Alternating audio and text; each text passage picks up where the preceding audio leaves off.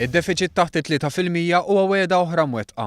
Tkellem dwar dan il-Prim Ministru Joseph Muscat. Naħseb li huwa riżultat pożittiv ħafna, turi li niddeliverjaw il-wedit tagħna, anke li għedna li f'sena waħda biss id-deficit il-fuq minn 3% li writna niżilnieh taħt it-3%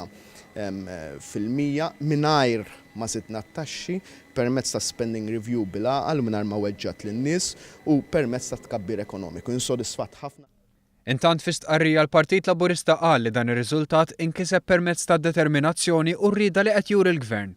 Wieħed irid jiftakar kif il-kap tal-Oppożizzjoni Simon Busuttil kien qal li jekk jitla' Gvern Laburista se mmorru nittalbu barra u se nkunu qegħdin nitolbu bailout.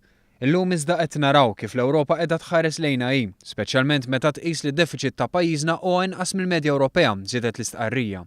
L-enerġija pożittiva li qed imexxi l quddiem dan il-Gvern qed tħalli l-frott.